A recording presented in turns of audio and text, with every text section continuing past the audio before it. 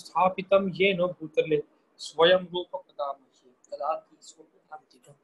वन्देऽहं श्रीगुरो श्रीयुतापदकमलं श्रीगुरून् वैष्णवांश्च श्रीरूपं स्वग्रजातं स्वगणरघुनाथान्वितं तं सजीवं स्वाद्वैतं सावधूतं परिजनसहितं कृष्णचैतन्यदेवं श्रीराधा कृष्णपादान् सुगुणललिता श्रीविशाखान्वितांश्च नमो विष्णुपादाय कृष्णपृष्ठाय भूतले श्रीमते भक्तिवेदांत स्वामिनिति नामिने नमस्ते स्वारस्वती देवे गौरवाणी प्रचारिणे निर्विशेष शून्यवादी पाश्चात्य देशतारिणे वंशकल्पतरुभ्यश्च कृपा सिन्धुभ्य एव च पतितानां पावनेभ्यो वैष्णवेभ्यो नमः। जय श्री कृष्ण चैतन्य श्री अद्वैत गदाधर शिवासादि गौर भक्तवृंद। हरे कृष्ण कृष्ण कृष्ण हरे हरे हरे रामो राम राम हरे हरे।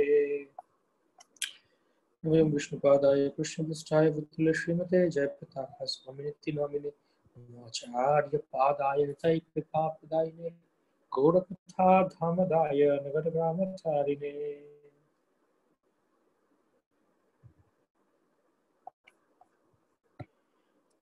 नाना शास्त्र विचारणैकनिपुनो सद्धर्म संस्थापको लोकानां हितकारिणो त्रिभुवने मान्यो शरण्याकरो राधा कृष्ण पदारविन्द भजना नन्देन मत्तालिको वन्दे रूप सनातनो रघुजुगो श्रीजीव गोपालको। যারা নানা শাস্ত্র বিচারে অতিশয় নিপুণ, সদ্ধর্ম সংস্থাপক, সর্বলোকের হিতকারী এবং ত্রিভুবনে সকলের মান্য পাত্র, সকলের শ্রেষ্ঠ আশ্রয় এবং যারা শ্রী রাধা কৃষ্ণের পাদপদ্মে ভজনানন্দে মত্ত সখীভাব প্রাপ্ত শ্রী সনাতন রূপ শ্রী রঘুনাথ ভট্ট, শ্রী রঘুনাথ দাস, শ্রীজীব ও শ্রী গোপাল ভট্ট গোস্বামীকে আমি বন্দনা করি। তাদের চরণে আমি বন্দনা করি।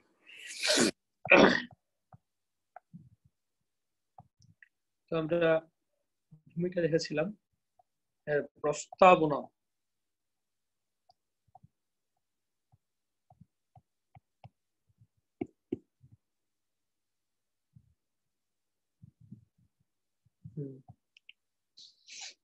শুরু করছিলাম আজকে থেকে। আমরা আগেই বলেছিলাম যে প্রস্তাবনা থেকে শিল প্রভুপাদ আসলে ভক্তিরসামৃত সিন্ধু শুরু করে দিয়েছে। তাই এই প্রস্তাবনার যে প্রথম শ্লোক, এটা ভক্তিরসামৃত সিন্ধু আমরা বলতে পারি 1.1.1.1, অর্থাৎ ভক্তিরসামৃত সিন্ধুর যে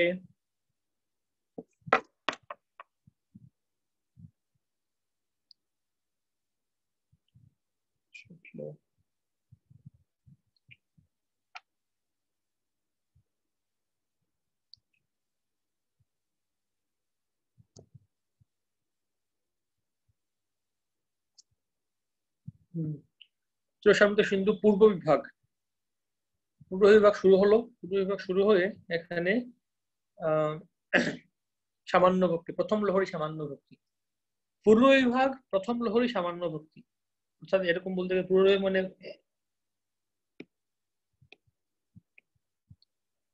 এক দশমিক এক, পূর্ব বিভাগ প্রথম লহরী আর প্রথম শ্লোক। আরো আগে দেখতে গেলে বলছেন যে এখানে ভক্তি বিজ্ঞান বিশ্লেষণাত্মক অপূর্ব গ্রন্থরাজ। ইহা পূর্ব, দক্ষিণ, পশ্চিম, উত্তর বিভাগ 4 ভাগে বিভক্ত। পূর্ব বিভাগে 4টি, দক্ষিণ বিভাগে 5টি, পশ্চিম বিভাগে 5টি এবং উত্তর বিভাগে 9টি লহরী বলতেন, যা আমরা প্রথম দিন দেখেছি পরশুদিন। তারপর পূর্ব বিভাগের 4টি লহরীতে যথাক্রমে সামান্য ভক্তি, সাধন ভক্তি, ভাব ভক্তি, প্রেম ভক্তি। দক্ষিণ বিভাগের 5টি লহরী বিভাব, অনুভাব, সাত্বিক ভাব, ব্যভিচারী, সঞ্চারী ভাব ও স্থায়ী ভাব। পশ্চিম বিভাগের বাৎসল্য হরিতে শান্ত ভক্তি রস, প্রীত বা দাস্য ভক্তি রস, প্রেয় বা সখ্য ভক্তি রস, বাৎসল্য ভক্তি রস, মধুর ভক্তি রস। এই পাঁচটি মুখ্য ভক্তি রস এবং উত্তর বিভাগে যথাক্রমে হাস্য ভক্তি রস, অদ্ভুত ভক্তি রস, বীর ভক্তি রস, করুণ ভক্তি রস, রৌদ্র ভক্তি রস, ভয়ানক ভক্তি রস, বিভৎস ভক্তি রস। এই সাতটি গৌণ ভক্তি রস। রসসমূহের মৈত্রী, বৈরী, স্থিতি এবং রসাভাব বর্ণিত হয়েছে। তো এই হচ্ছে মূল ভক্তি রস। প্রথম লহরীতে সামান্য ভক্তি, পূর্ব বিভাগে अखिल रसामृत मूर्ति प्रसृमिरुच्चिरुद्ध तारका पालिः कलित श्याम ललितो राधा प्रेयान विधुर्जयति। যিনি অখিল রসামৃত মূর্তি অর্থাৎ শান্ত, দাস্য, সখ্য, বাৎসল্য ও মধুর, এই পঞ্চ অর্থাৎ পাঁচটি মুখ্য চিন্ময় রসের এবং হাস্য, অদ্ভুত, বীর, করুণ, রৌদ্র, ভয়ানক ও বিভৎস এই সপ্ত গৌণ চিন্ময় রসের আশ্রয় রূপ পরমানন্দের মূর্ত বিগ্রহ, প্রসরণশীল কান্তি দ্বারা যিনি তারকা ও পালি নাম্নী গোপীকে অবরুদ্ধ এবং শ্যামা ও ললিতা নাম্নী গোপীকে বশীভূত অর্থাৎ আত্মসাৎ করিয়াছেন, শ্রীমতী রাধিকার সেই অত্যন্ত প্রিয়তম শ্রীকৃষ্ণচন্দ্র জয়যুক্ত হইতেছেন। যিনি এই পাঁচটি মুখ্য রস, সাতটি গৌণ রস, এই সমস্ত কিছুর পরমানন্দের মূর্ত বিগ্রহ, অখিল রসামৃত মূর্তি, সমস্ত রসের মূর্তি স্বরূপ। এবং বিভিন্ন গোপীদের কথা বলছেন, শ্রীমতী রাধারানীর যারা সাথে আছেন। তো এই হচ্ছে প্রথম শ্লোক 1.1.1। এখন প্রভুপাদের ভক্তি রসামৃত সিন্ধুতে আমরা দেখতে পাবো প্রস্তাবনার প্রথম প্যারাগ্রাফ বলছেন একই কথা, যে কৃষ্ণ হচ্ছেন পরমেশ্বর ভগবান, সর্বকারণের পরম কারণ, শান্ত, দাস্য, সখ্য, বাৎসল্য, মাধুর্য, হাস্য, বীর, রৌদ্র, করুণ, ভয়ানক, বিভৎস এই সমস্ত রসের পরম আধার। তার রূপ পরম আকর্ষক, সেই অপ্রাকৃত রূপের দ্বারা তিনি তারকা, পালিকা, শ্যামা, ললিতা এবং সর্বোপরি শ্রীমতী রাধারানী প্রমুখ সমস্ত গোপীদের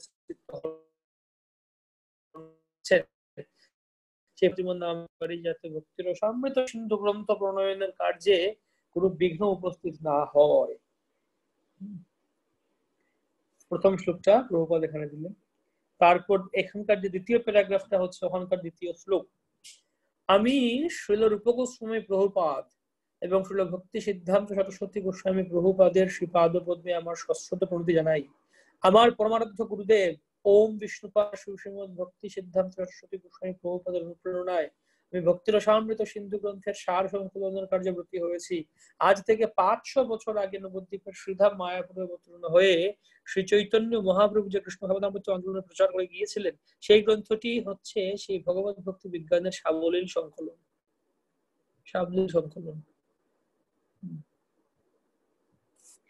তো এটা এখানে বলছেন দ্বিতীয় শ্লোকে।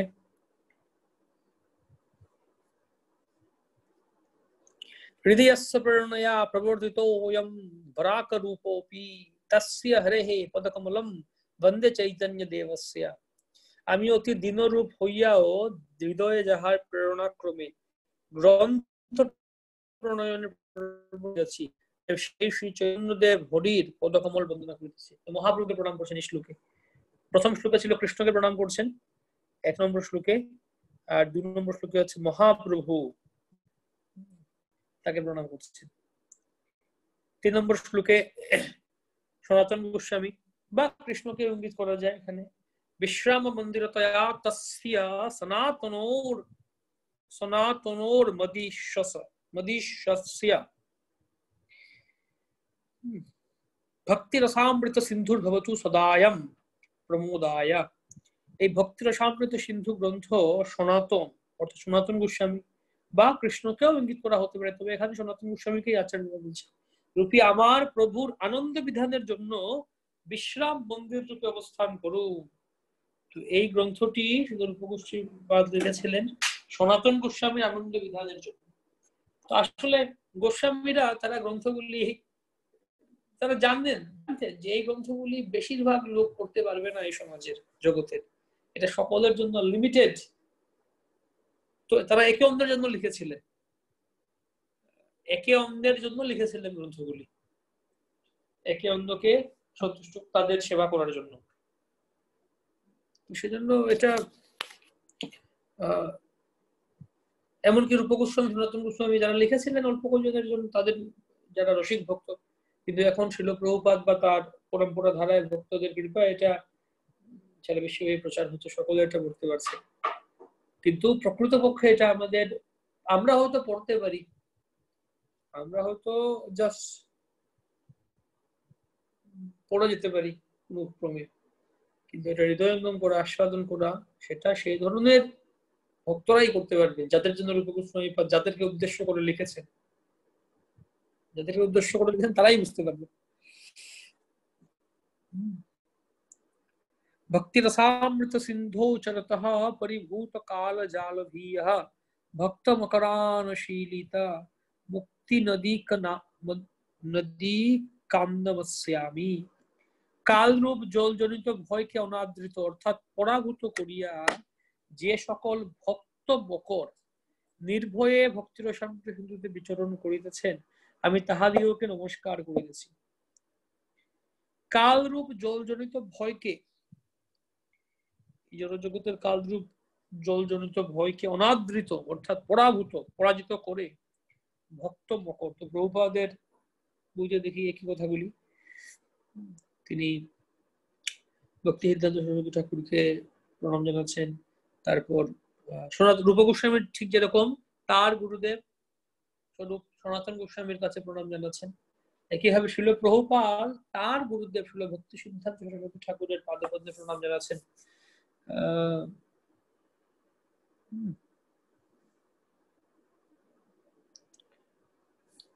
তারপরে বলছেন যে ওখানকার থেকে বলছে সনাতন গোস্বামী, রূপ গোস্বামী সনাতন গোস্বামীকে প্রণাম জানিয়েছে, সে কথা এখানে বলছেন। তারপরে এই শ্লোকে বলছেন, এই যে এই তাৎপর্য বলছেন, প্যারাগ্রাফে বলছেন যে মহান ভক্ত আচার্যদের চরণের পূর্ণতা নিবেদন করে যারা হচ্ছেন অমৃত সমুদ্রে মকরের মতো। এটা আপনাদের মনে হচ্ছে উপমাতে আছে, ক্লোজ বুকে পরীক্ষাতে উপমাতে আছে, এই জিনিসটি ভালো করে বুঝি আমরা। ভক্তরা হচ্ছেন অমৃত সমুদ্রে মকরের মতো। মকর যেরকম নদীকে গ্রাহ্য করে না, মকর মানে হচ্ছে কুমির, নদীতে থাকে, নদীকে গ্রাহ্য করে না। কৃষ্ণ ভক্তি সমুদ্রের এই সমস্ত মকরেরাও, মকর সম্পর্ক কুমিরও বুঝায়, কখনো তিমিকে বুঝায় মকর বলতে, মকরেরাও তেমনি মুক্তিরূপ নদীকে গ্রাহ্য করে না। মুক্তি হচ্ছে নদীর ন্যায়, নদী যেমন সমুদ্রে মিশে যায়। তো আসলে কেন এই উদাহরণটা দিচ্ছেন, কারণ নির্বিশেষবাদীরা, মুক্তিকামীরা তারা এই উদাহরণটা দেয় যে নদীর জল যেরকম সমুদ্রে গিয়ে মিশে যায়। নদী আছে, নদী মণিপুর নদীকে সারা গঙ্গার জল একদম গঙ্গোচ থেকে উৎপন্ন হয়ে সারা দিক প্রয়াগ, মথুরা এবং সবকিছু প্রবাহিত হয়ে মায়াপুর তার সব গিয়ে একদম গিয়ে বঙ্গোপসাগরে গিয়ে মিশে যাচ্ছে, বঙ্গোপসাগরে গিয়ে বিশাল সমুদ্র মিশে যাচ্ছে জল। তুমি এখন কি বলতে পারবে না কোনটা নদীর জল কোনটা সমুদ্রের জল, কোন জলটা নদী থেকে এসছে কোন জলটা সমুদ্র থেকে আসছে বলতে পারবে না। তো নদীর জল যেরকম সমুদ্রে মিশে যায়, একইভাবে নির্বিশেষবাদীরা বলছে আমরাও গিয়ে ভগবানে মিশে যাব, পরম ব্রহ্মে আমরাও গিয়ে মিশে যাব, সমস্যা কি?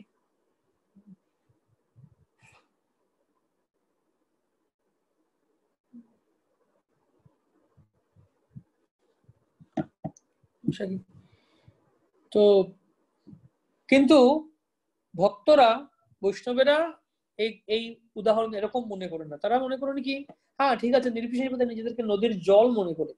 নদীর জল হচ্ছে ইনঅ্যানিমেট বা হচ্ছে নির্জীব পদার্থ, জল, জল গিয়ে মিশে যায়।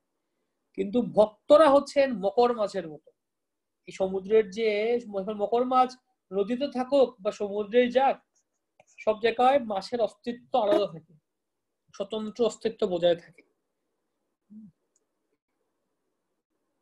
তো সমুদ্র হচ্ছে মুক্তির তুলনা করা যায় এবং বিভিন্ন নদীগুলি হচ্ছে মুক্তি লাভের বিভিন্ন উপায়। সমুদ্র হচ্ছে মনে করুন মুক্তি, এখানে মিশে যাওয়াটা মুক্তি। আর বিভিন্ন নদী হচ্ছে বিভিন্ন উপায়, বিভিন্ন নদী নদীগুলো আসবে। তো এখন মুক্তি বিভিন্ন উপায়। তো নির্বিশেষবাদীরা মনে করে আমরাও সেই নদীর জলের মধ্যে গিয়ে মিশে যাব এখানে, কিন্তু ভক্তরা মনে করে না, আমরা এখানে গিয়ে মাছের মতো আমাদের অস্তিত্ব বজায় থাকে। আশা করি ক্লিয়ার এটা,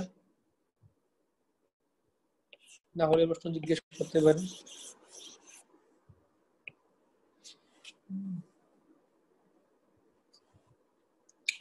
নির্বিশেষবাদীরা সেই জলে বাস করে যা একসময় সমুদ্র মিশে যায় নদীর জলে, কিন্তু তারা জানে না যে সমুদ্রের নদীর মতো অসংখ্য জলচর প্রাণী রয়েছে। সমুদ্রে বাস করে যে মকর, সে যখন কখনো নদীতে প্রবেশ করতে চায় না। ভক্ত তেমন ভক্তিরূপ সমুদ্র ছেড়ে মুক্তিরূপী নদীতে প্রবেশ করতে চায় না। সমুদ্রের মকর যেমন নদীতে প্রবেশ করতে চায় না, ভক্ত তেমন ভক্তি ছেড়ে নদীতে প্রবেশ করতে চায় না।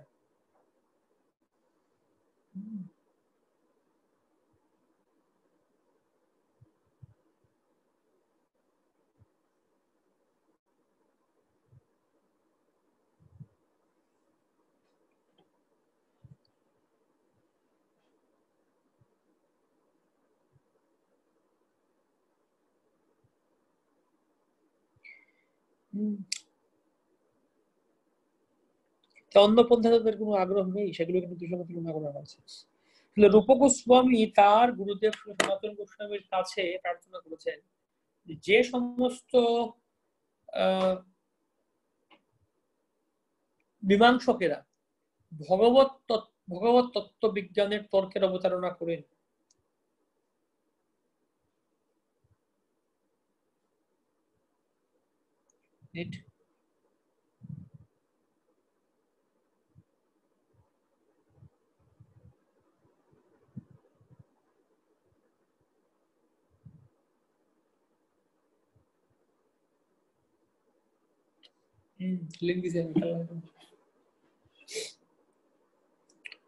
বলছেন যে যে সমস্ত মীমাংসকেরা, তার্কিক মীমাংসক যারা আছে, তারা এই তর্কের অবতারণা করার চেষ্টা করে, তাদের থেকে তিনি যেন ভক্তি রসামৃত সিন্ধুকে রক্ষা করেন। তিনি এই সমস্ত যুক্তি এবং তর্ককে সমুদ্রের গর্ভস্থিত আগ্নেয়গিরির সঙ্গে তুলনা করেছেন। সমুদ্রের মধ্যে এই ধরনের আগ্নেয়গিরির অগ্ন্যুৎপাত যেমন কারো কোনো ক্ষতি করতে পারে না, তেমনি ভগবত ভক্তির বিরোধিতা যারা করে, ভগবানের বিরোধিতা যারা করে এবং পরম তত্ত্ব সম্বন্ধে নানা রকম কাল্পনিক মতবাদ যারা উপস্থাপন করে, তারা ভক্তি বিরোধী এই বিশাল সমুদ্রের কোনো ক্ষতি করতে পারে না। সহজ কথা উদাহরণ, এটা আরেকটা উপমা, যে সমুদ্রের মধ্যেও আগ্নেয়গিরি থাকতে পারে, সমুদ্রের গর্ভে আগ্নেয়গিরি থাকতে পারে, সেই আগ্নেয়গিরি যদিও থাকতে পারে, কিন্তু সেটা সমুদ্রের কোনো ক্ষতি করে না। বিশাল সমুদ্র, বিশাল আগ্নেয়গিরি থাকলে কোনো ক্ষতি হয় না। একইভাবে ভাবে বিভিন্ন ধরনের মতবাদ রয়েছে, যারা কর্মমীমাংসাবাদ আছে, তার্কিক আছে, নৈয়ায়িক আছে, বৈশেষিকা, এই ধরনের বিভিন্ন ধরনের মতবাদ রয়েছে। নির্বিশেষবাদ, তারা ভক্তিরূপে বিশাল সমুদ্রের কোনো ক্ষতি করতে পারে না।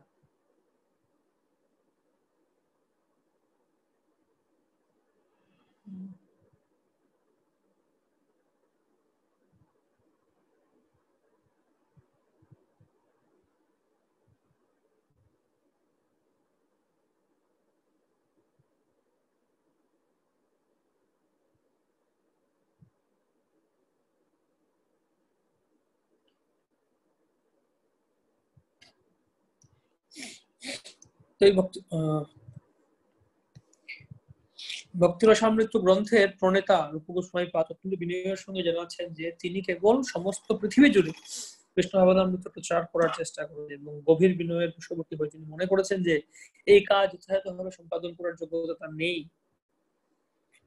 তো এখানে গুরুত্বপূর্ণ কথা প্রভুপাদ বলছেন যে রূপ গোস্বামী পাদ তিনি বলছেন, বিনয়ের সাথে বলছেন যে তার গভীর বিনয়ের সাথে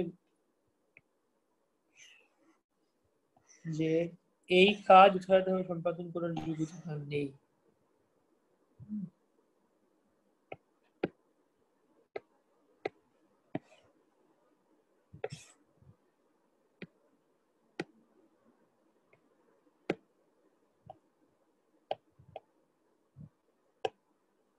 একইভাবে রূপগোস্বামী প্রধানকে অনুসরণ করে কৃষ্ণ ভাবনামৃত আন্দোলনের প্রচারকদের মনোভাব এইরকমই হওয়া উচিত। আমাদের কখনোই মনে করা উচিত নয় যে আমরা সমস্ত বড় প্রচারক হয়ে গেছি। পক্ষান্তরে আমাদের সবসময় মনে করা উচিত যে আমরা পূর্বতন আচার্যদের হাতে ক্রিয়ানক মাত্র, এবং তাদের পদাঙ্ক অনুসরণ করার ফলেই আমরা দুর্দশা ক্লিষ্ট জনগণের যথার্থ মঙ্গল সাধন করতে সক্ষম হব। অত্যন্ত গুরুত্বপূর্ণ কথা।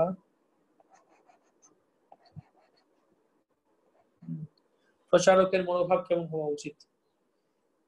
আমি প্রচার করতে গিয়ে এমন না যে না আমি তো এত ভক্ত বানিয়ে দিয়েছি, এত ক্লাস দিয়েছি, আমার ক্লাসে শুনে সবাই খুব খুব অনুপ্রাণিত, খুব উৎসাহী বা খুব একদম মুগ্ধ হয়ে গিয়েছে, বা এতদের লোককে আমি ভক্ত করেছি। সেরকম উদ্ধত মনোভাব করেন না ভক্তরা, বরং মনে করেন যে যা প্রচার হচ্ছে এটা পূর্বতন আচার্যদের ক্রিয়ানক মাত্র। তাদের পদাঙ্ক অনুসরণ করার ফলেই আমি কারো মঙ্গল করতে, যদি করতে পারি তাহলে করছি, তাদের পদাঙ্ক অনুসরণ করি। তাহলে চিন্তা করে দেখতে পারি আমরা কেন এই কথার সত্যতা কি। কারণ জাস্ট নিজেকে চিন্তা করে দেখি, যে যেখানে আছে বিচার করে দেখি যে আমরা ভক্তিতে আসার আগে, যখনই বা ভক্তিতে এসছি, আমরা ভক্তিতে আসার আগে আমাদের কি অবস্থা ছিল, এখন কি অবস্থা আছে। আমরা এখন যত অবস্থায় লাভ করি না কেন, হয়তো আমরা বড় প্রচারক, আমার অধীনে অনেক লোক আছে, অনেকে আমার কাছে পরামর্শ নিচ্ছে, অনেকে আমার কাছে প্রশ্ন জিজ্ঞাসা করছে, অনেকে আমি উত্তর দিচ্ছি, অনেকে আমি গাইড করছি, ভালো। কিন্তু এই ভক্তিতে আসার আগে আমি কোথায় ছিলাম? আমিও এরকম সাধারণ একজন আমজনতা ছিলাম, এবং আমারও কোন বিন্দুমাত্র জ্ঞান ছিল না। আমিও একদম মায়ার কবলে পতিত ছিলাম। আমারও জড়জাগতিক সমস্ত ইচ্ছা আকাঙ্ক্ষাগুলি ওই রকমই ছিল, জড়জগতিক প্লানই ছিল, এবং আমি সব যাকে বলা হয় সব বাজে অভ্যাস, বদ অভ্যাস ছিল আমার, খারাপ অভ্যাস নিয়ে আমি অবস্থান করছিলাম। তো এমন না যে আমি জন্ম থেকে বড় একজন মহাত্মা হয়ে জন্ম নিয়েছি, এগুলো সমস্ত সদ্গুণগুলি আমার মধ্যে আছে এবং আমি সবাই বাহ সেরকম না। আমরা অনেকে অনেক মায়াতে মুগ্ধ, এমন এমন কাজ করেছি যে কাজের কথা মনে হলে এখন হয়তো অনেকের আমাদের লজ্জা হতে পারে যে আমি এই কাজগুলি করেছি, ছি কিভাবে সম্ভব এটা। এভাবে হ্যাঁ আমরা খুব অত্যন্ত নিকৃষ্ট অবস্থায় ছিলাম, কিন্তু এখন আচার্যদের পদাঙ্ক অনুসরণ করার ফলে, তাদের প্রদর্শিত পন্থা অনুসরণ করার ফলেই আমরা বর্তমানে যেটুকু লাভ করতে পেরেছি সেই অবস্থানে আছে। তাই এই কৃতিত্ব তাদের প্রতি যাবে। যদি কেউ কোনো ভক্ত এটা মনে না করে, কখনো মনে করে ফেলেন যে আমি তো করেছি, তখন থেকেই পতন শুরু, আমি তো বৈষ্ণব এ বুদ্ধি হইলে অমানি না হব আমি, আমি বৈষ্ণব এরকম মনোভাব হলে আমি তো অমানি হতে পারবো না। আমি তো বৈষ্ণব বুদ্ধি হইলে অমানি না হব আমি। প্রতিষ্ঠাশা আসি হৃদয় দূষিবে হইব নিরয়গামী।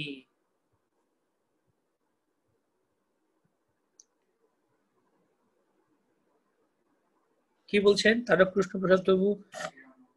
ক্রীড়ানক, ক্রীড়ানক, ক্রীড়ানক মানে হচ্ছে পুতুল খেলার হাতে ক্রীড়া, ক্রীড়া মানে খেলা, ক্রীড়ানক মানে খেলার পুতুল, খেলার যে সামগ্রী আছে তাকে বলা হচ্ছে ক্রীড়ানক, ক্রীড়া সামগ্রী। আচার্যদের হাতের ক্রীড়ানক মাত্র হয়ে গিয়েছে। কি হলো এটা?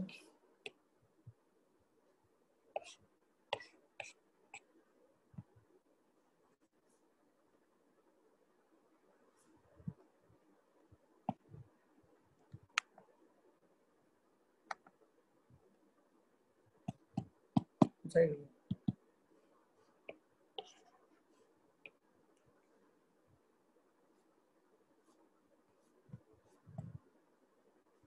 সেই বলি তখন আমরা সেই ইয়ে করলাম।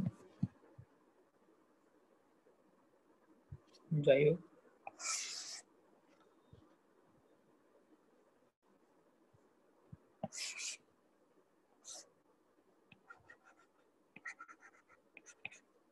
প্রচারক ভক্তের মনোভাব কেমন হওয়া উচিত তা এখানে বর্ণনা করছেন। আচার্যদের হাতে ক্রীড়ানক পাত্র। ক্রীড়ানক মানে খেলার পুতুল।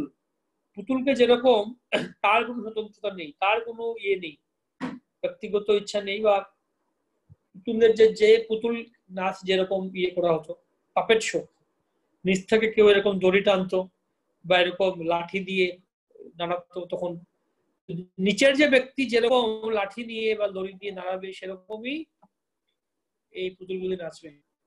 এখানে ব্যাপারটা ঠিক কি রকম, আমাদের স্বতন্ত্রতা নেই, আচার্যরা আমাদের যেরকম করাবেন আমরা সেরকম করতে পারবো।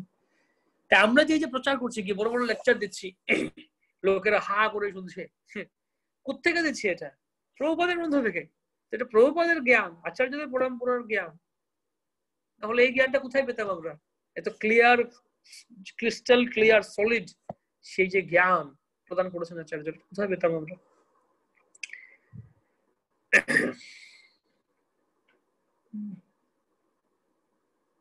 অনেক সময় শোনা যায় এরকম, একবার একজন ভক্ত এরকম বলছিল, বলছে মায়াপুর থেকে ভক্তি শাস্ত্রী ভক্তি বৈভব করে এসেছি, আমি ক্লাস দিলে লোকেরা হা হয়ে শুনে, একদম অডিয়েন্সের লোকেরা পাগল হয়ে যায়। এরকম একজন ভক্ত এরকম শোনা যাচ্ছিল, ফোনে কাউকে বলছেন। আমার মূল্য এখনো বুঝলো না এরা, ইসকন এখনো আমার মর্যাদা বুঝলো না। যাই হোক, তো সমুদ্রে যেরকম পূর্বে পশ্চিমে উত্তরে দক্ষিণে ঢেউয়ের উদয় হয়, তেমনি ভক্তিরসামৃত সিন্ধুতেও বিভিন্ন লহরী আছে। প্রথম বিভাগে 4টি লহরী। তার প্রথমটি হচ্ছে ভক্তির সাধারণ বিজ্ঞান, দ্বিতীয় হচ্ছে ভক্তির বৈদিক ভক্তির বিবরণ, তৃতীয়টি হচ্ছে ভাব ভক্তির বিবরণ, চতুর্থটি হচ্ছে প্রেম ভক্তির বিবরণ। প্রথম বিভাগের 4টি লহরীতে এই বিবরণগুলো দেওয়া আছে।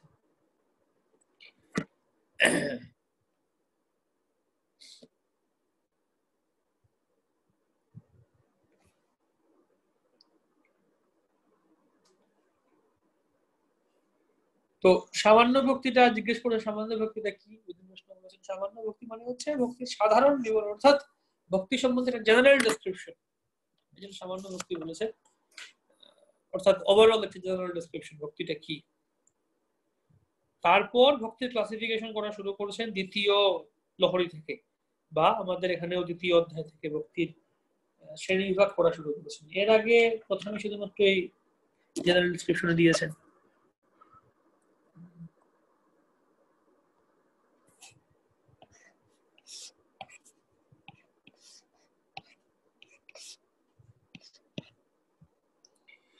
রূপ গোস্বামী পাদ তার পূর্ববর্তী আচার্যদের অনুসরণ করে ভক্তির প্রামাণিক বিবরণ এইভাবে দিয়েছেন। কি সেই বিবরণ? অনুকূল ভাবে শ্রীকৃষ্ণের সেবা করে পূর্ণরূপে কৃষ্ণ ভাবনায় তৎপর হওয়াই হচ্ছে উত্তম ভক্তির স্বরূপ। তো এখন আমরা প্রবেশ করলাম ভক্তির সংজ্ঞা, উত্তম ভক্তির সংজ্ঞা, এটা হচ্ছে মূল বিষয়। তো আমরা এতক্ষণ পর্যন্ত এই দেখুন, এখন ভক্তি বিবরণ পর্যন্ত দিলেন, তো ভক্তি বিবরণ পর্যন্ত এই হলো, শেষ হলো একটা সেকশন।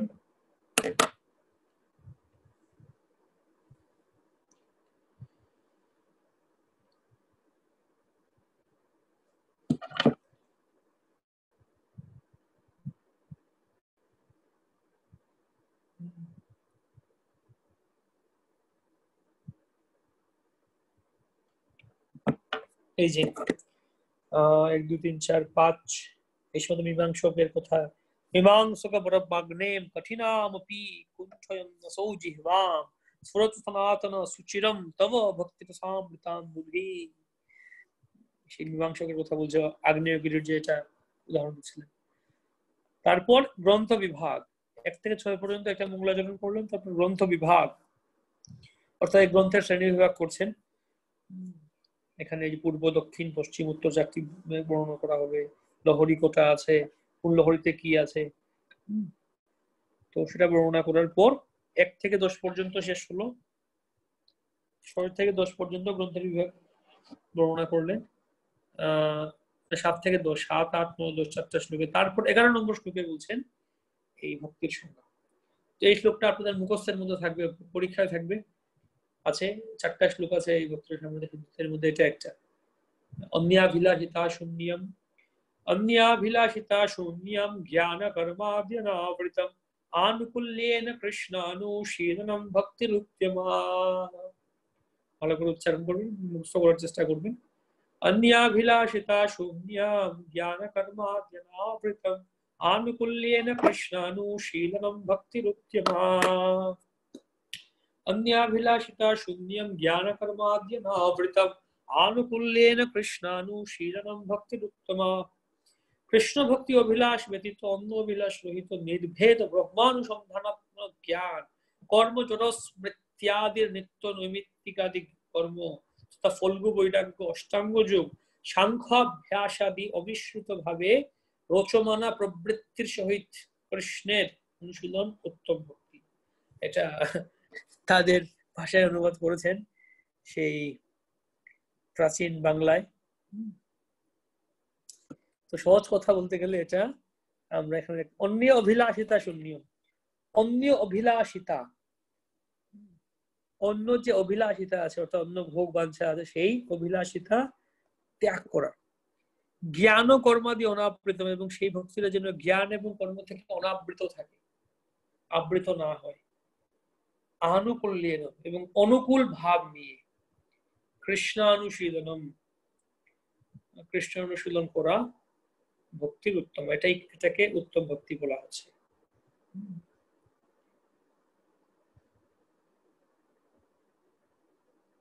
অন্য বাঞ্ছা অন্য পূজা ছাড়ি জ্ঞান কর্ম আনুকূল্যে সর্বেন্দ্রিয় কৃষ্ণানুশীলন, এই শুদ্ধ ভক্তি ইহা হইতে প্রেমা হয়, পঞ্চরাত্রে ভাগবতে এই লক্ষণ কয়। চৈতন্য চরিতামৃতে কৃষ্ণদাস কবিরাজ গোস্বামী এই শ্লোকটাকেই সহজ বাংলা দিচ্ছেন। অন্য বাঞ্ছা অন্য পূজা ছাড়ি জ্ঞান কর্ম আনুকূল্যে সর্বেন্দ্রিয় কৃষ্ণানুশীলন। তারপরে বলছেন ইয়েতে বলছেন নরোত্তমদাস ঠাকুর বলছেন অন্য অভিলাষ ছাড়ি জ্ঞান কর্ম পরিহরি কায় মনে করিব ভজন, সাধু সঙ্গে কৃষ্ণ সেবা না পুজিব দেবী দেবা, এই ভক্তি পরম কারণ। অন্য সমস্ত অভিলাষ ত্যাগ করে কায় মনোবাক্যে বা জ্ঞান কর্ম সবকিছু পরিহার করব, কায় মনোবাক্যে আমি ভগবানের ভজন করব, কৃষ্ণ সেবা সাধু সঙ্গে করব এবং না পুজিব দেবী দেবা, এই ভক্তি পরম ভক্তির এটাই মূল কারণ। অন্য দেবতার পুজো করব না, কৃষ্ণ ভক্তরা অন্য দেবী দেবতার পূজা করবেন না, একমাত্র এক অনন্য স্বরূপ কৃষ্ণ, একেলা ঈশ্বর কৃষ্ণ, সেই কৃষ্ণের মনোভাব কৃষ্ণকে ভজন করা শুরু করবেন। ভক্তিবিনোদ ঠাকুর তার অমৃত প্রবাহ ভাষ্যে এই শ্লোক সম্বন্ধে বলছেন যে শুদ্ধ ভক্তির লক্ষ্য নেই, শুদ্ধ ভক্তিতে কৃষ্ণ সেবার্থ স্বীয় অর্থাৎ পরমার্থ সিদ্ধি পথে উন্নতি বাঞ্ছা ব্যতীত অন্য কোনো বাঞ্ছা থাকিতে পারে না, একমাত্র লক্ষ্য হচ্ছে আমি পরমার্থ পথে ভক্তির পথে উন্নতি করব। কৃষ্ণ ব্যতীত অন্য কোনো সেব্য ব্রহ্ম পরমাত্মাদি স্বরূপের পূজা থাকতে পারে না এবং জ্ঞান ও কর্ম তৎস্বরূপে থাকতে পারে না। এই সমস্ত হতে বিমুক্ত হয়ে জীবনযাত্রায় যা ভক্তির অনুকূল কেবলমাত্র তাই গ্রহণপূর্বক সমস্ত ইন্দ্রিয় দ্বারা কৃষ্ণ অনুশীলন করার নাম শুদ্ধ ভক্তি।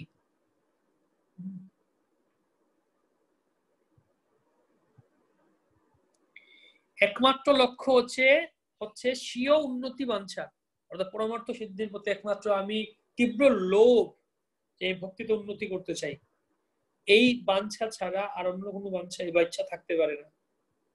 ভগবান ব্যতীত অন্য কোনো সেব্য ব্রহ্ম পরমাত্মাদি স্বরূপের পূজা, এমনকি দেবতাদের কথা দূরের কথা, দেবতাদের পূজা করার কথা দূরের কথা, এমনকি ব্রহ্ম পরমাত্মা তাদের উপাসনা করাও থাকতে পারে না, হবে না যে না আমি পরমাত্মা জ্ঞান ধ্যান করবো, সেরকমও না। একমাত্র কৃষ্ণ অনন্য ভাবে স্বয়ং ভগবান কৃষ্ণ আরাধনা করা এবং জ্ঞান এবং কর্ম সেখানে থাকবে না, এবং যা যা ভক্তি অনুকূল সেই সমস্ত কিছু গ্রহণ করা এবং সেভাবে কৃষ্ণ অনুশীলন করার নামই হচ্ছে শুদ্ধ ভক্তি। তো প্রভুপাদ ব্যাপারটাকে আরো এলাবোরেট করছেন। তাৎপর্য হচ্ছে যে কেউ যদি প্রতিকূলভাবে কৃষ্ণ ভাবনায় ভাবিত হয় তাকে শুদ্ধ ভক্তি বলা যায় না।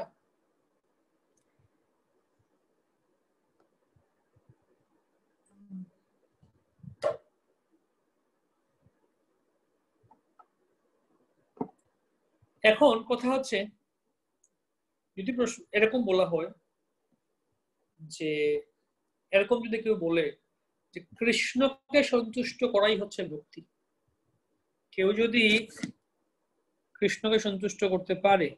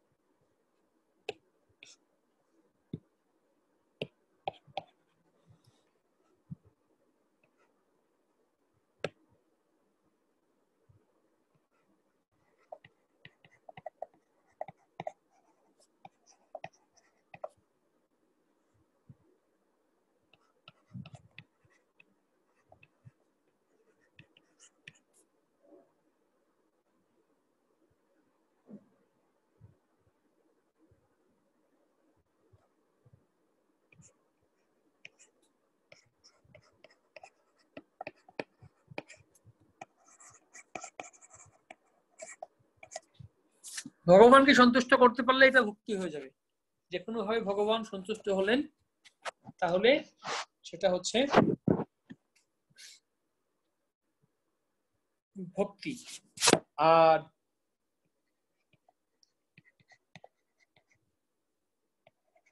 ভগবান অসন্তুষ্ট হলে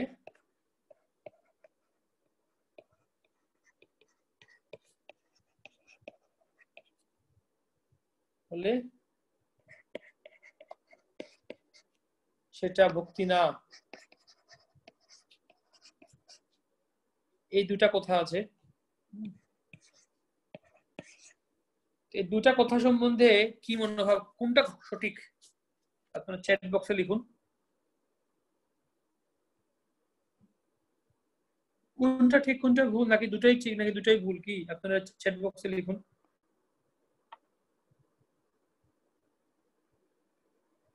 হ্যাঁ, কি প্রভু? নন্দলাল প্রভু বলছিলেন পুতুল বা খেলনা ক্রীড়ানক বলা যেতে পারে কি? হ্যাঁ, খেলনা খেলনা বলা যেতে পারে। তবে নন্দলাল প্রভু আপনার যে নাম আছে এখানে এতে জুমে, আপনার আইডি সরকার নরেশ লেখা, আপনি এটা আপনার নামটা আপনি দীক্ষিত নামে করে দিন, তাহলে আমরা আইডেন্টিফাই করতে সহজ হবে। সবাই যার যার দীক্ষিত নামে ইয়ে করুন। আচ্ছা, তো এখানে কোনটা ঠিক? ভগবানকে সন্তুষ্ট করা। বিশ্বজিৎ প্রভু বলছেন, বিশ্বজিৎ প্রভু আপনিও আপনার নামটাই সবাই যার যার আছে দীক্ষিত নামে লিখে রাখুন।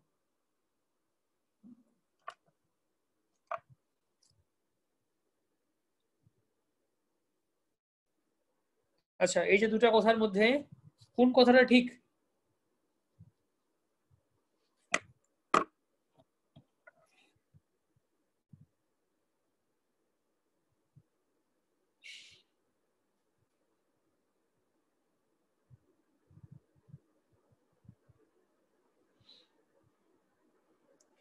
ভগবানকে সন্তুষ্ট করাই ভক্তি।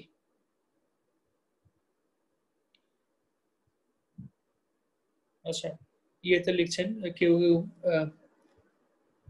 টেলিগ্রাম গ্রুপে লিখছেন, কেউ চ্যাটেও লিখছেন, চ্যাট বক্সে লিখতে পারেন। দুটোই ঠিক। তারা ঠিক। আচ্ছা, অনেকে বলছেন দুটোই ঠিক। আর কে কি কোনটা বলছেন দেখি।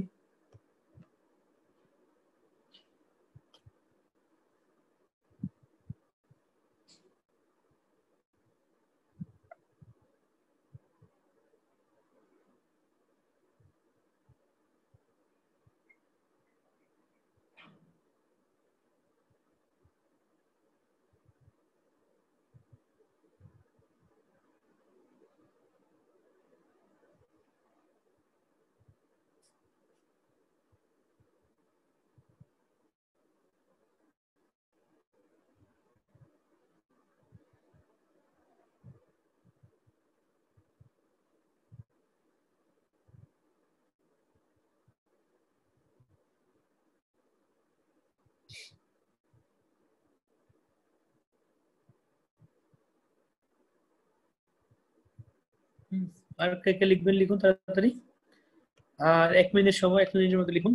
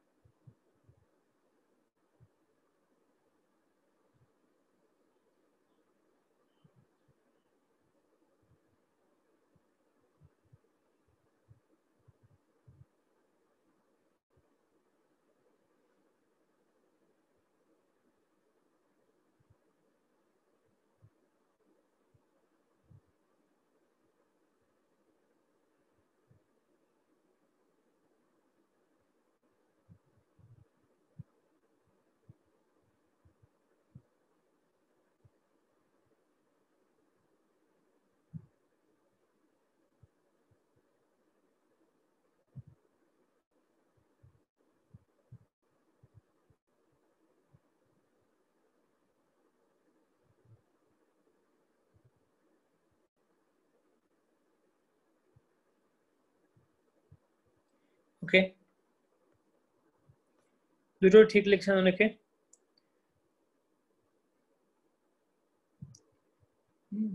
ভগবানকে সন্তুষ্ট করাই ভক্তি, ভক্তের উচিত ভগবানের সন্তুষ্টি বিধান করা। আচ্ছা ঠিক আছে, সবাই বলছে।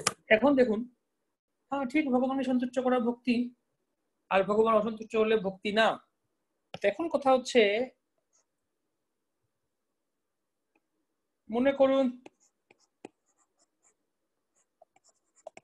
তৃণাবর্ত অসুর, সে কি ভগবানকে সন্তুষ্ট করেছিল কিনা? সেও ভগবানকে সন্তুষ্ট করেছিল। ভগবান তাকে নিয়ে আকাশে উড়িয়ে চলে গেছেন। সে ভগবানকে নিয়ে, ছোট লিটল কৃষ্ণকে নিয়ে চলে গেছে আকাশে। কৃষ্ণ খুব মজা পেয়েছেন, আকাশে উড়ছেন, বায়ুতে উড়ছেন তিনি, এবং দুলনায় যেরকম দুলে, সেই নাগরদোলায় যখন চলে, কৃষ্ণকে নিয়ে গেছে সে, কৃষ্ণ অনেক আনন্দ পেয়েছে। তারপর মনে করুন কালীয় নাগ এসছে, তো কালীয় সে এমন একটা ইয়ে করেছে, কালীয় সে, ভগবান আসলে সন্তুষ্ট হয়েছিলেন কালীর উপর নৃত্য করে, তিনি আনন্দ পেয়েছেন কালীয় নাগের উপর নৃত্য করে, কত আনন্দ পেয়েছে। ভগবানকে সন্তুষ্ট করতে আনন্দ দেওয়া, এটাই যদি ভক্তি হয়, তাহলে কালীও কি ভক্তি করেছিল? তৃণাবর্ত কি ভক্তি করেছিল? ইন্দ্র করেছে কি 7 দিন ধরে প্রচন্ড বৃষ্টিপাত করেছেন। এখন সেই সময় ভগবান তিনি ভক্তদেরকে নিয়ে লকডাউনে ছিলেন গোবর্ধনের নিচে, তিনি আনন্দ করেছেন ভক্তদেরকে নিয়ে। তাহলে কি ইন্দ্র কি ভক্তি করেছেন? ভগবানের সেবা করেছেন, ভক্তি করেছেন? তো যারা অসুরেরা ছিল সবাই আসলে ভগবান আনন্দই পেয়েছেন, ভগবান সন্তুষ্টই হয়েছিলেন, আনন্দই হয়েছিলেন। তাহলে কি এটা ভক্তি? অন্যদিকে যে ভগবান অসন্তুষ্ট হলে সেটা ভক্তি না। তাহলে মাতা যশোদা কৃষ্ণকে রেখে চলে গেছেন, কৃষ্ণকে তিনি দুধ পান স্তনপান করছিলেন, হঠাৎ দেখলেন কি রান্নাঘরে এই যে দুধ বসিয়েছিলেন চুলোর উপরে সেটা নষ্ট হয়ে পুড়ে যেতে, কৃষ্ণকে রেখে তিনি চলে গেছেন। তো কৃষ্ণ এত অসন্তুষ্ট হয়েছেন, রেগে গেছেন, কৃষ্ণ গিয়ে দধির সেই মটকা ফটকা সব ভেঙে দিয়েছে, দধি ভাণ্ড ভেঙে দিয়েছেন। কৃষ্ণ আসলে অসন্তুষ্ট হয়েছিলেন, বলছেন আমাকে রেখে চলে গেছে, এত বড় সাহস, সব ভেঙে দেব। তো তাহলে কি মাতা যশোদা ভক্ত না? তার কি ভক্তি হলো না? আর অন্যদিকে তৃণাবর্ত, কালিয়া, শিশুপাল, কংস, রাবণ, এরা কি ভক্তি করেছে? অনেক বড় বড় ভক্ত ছিল এরা। তাহলে কি, কথার মানে কি? তো সেই জন্য কথা আছে এখানে, কি করতে, ভগবানকে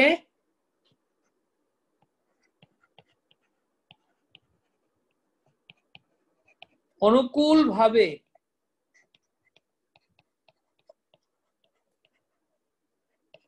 সেবা দ্বারা সন্তুষ্ট করাই ভক্তি। অনুকূল মনোভাব নিয়ে সেবা করা, শুধুমাত্র সন্তুষ্ট করলে হবে না। অসুররা সন্তুষ্ট করেছে, অসুরদের প্রতিও ভগবান সন্তুষ্ট ছিলেন, অনুকূল ভাবে সন্তুষ্ট করতে হবে। আর ভগবান অসন্তুষ্ট হলে ভক্তি না, তার যদি অনুকূল ভাব থাকে তথাপি সেটা ভক্তি হতে পারে। যশোদার ক্ষেত্রে পরম ভক্তির পরাকাষ্ঠা, অত্যন্ত তিনি শুদ্ধ ভক্তের রোল মডেল ছিল বাৎসল্য রসে, কিন্তু তিনি ভগবানকে সন্তুষ্ট করতে পারেননি। তো হ্যাঁ, ভগবানকে সন্তুষ্ট করতে হবে, তবে এখানে মূল ভাবটা হচ্ছে অনুকূল মনোভাব নিয়ে, ভগবান তাতে বেশি সন্তুষ্ট হবে আলটিমেটলি। এই জন্য বলা হচ্ছে যেখানে এই উদাহরণগুলো দিচ্ছেন আচার্যরা, দেখবো আমরা শুদ্ধ ভক্তি প্রতিকূল ভাবে কৃষ্ণ ভাবনায় ভাবিত হয়, তাকে শুদ্ধ ভক্তি বলা যায় না। কংস কিন্তু আমাদের থেকে আরো বেশি কৃষ্ণ ভাবনা ছিল। অহর্নিশি চিন্ত কৃষ্ণ বলা হচ্ছে না মহাপ্রভু, অহর্নিশি। অহর্নিশি কথার মানে কি?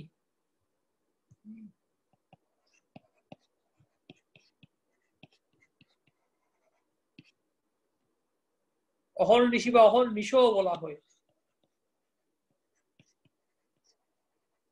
অহর্নিশও বলা হয়। মানে কি? অহ মানে হচ্ছে দিন, অহ মানে দিন, আর নিশ মানে হচ্ছে রাত, নিশা, নিশাকাল, রাত। রাত দিন সব সময় চিন্ত কৃষ্ণ, কৃষ্ণের কথা চিন্তা করো, বলহ বদনে, কৃষ্ণের নাম উচ্চারণ করো, চিন্তা করতে থাকো। এই হচ্ছে কৃষ্ণ ভক্তি, কৃষ্ণ নাম, কৃষ্ণ চেতনা, আন্তর্জাতিক কৃষ্ণ ভাবনামৃত সংঘ, কৃষ্ণের কথা ভাবনা করো সবসময়। কিন্তু কংস কিন্তু আমাদের থেকে অনেক কৃষ্ণ ভাবনা ছিল, সারা দিন রাত কৃষ্ণের চিন্তা করতো, কৃষ্ণ কোথায়, কৃষ্ণ আসছে আমাকে মেরে ফেলবে, হয়তো কোনো তার জন্য তার দাস দাসী সেবকেরা ফল নিয়ে এসছে, খাবার নিয়ে এসছে, কংস বলছে না, নিশ্চয়ই কৃষ্ণ এই খাবারের মধ্যে বিষ মিশিয়ে দিয়েছে, বা কেউ তার কাছে এসছে দেখা করতে, মনে করছে না মনে হচ্ছে কৃষ্ণ ছদ্মবেশে এসছে, আমাকে মারতে এসছে। যেখানে যায় সেখানে ভক্ত আমা বান্ধিয়া আছে হৃদয় ভিতরে, যাহা নেত্র স্ফুরে তাহা দেখো আমার।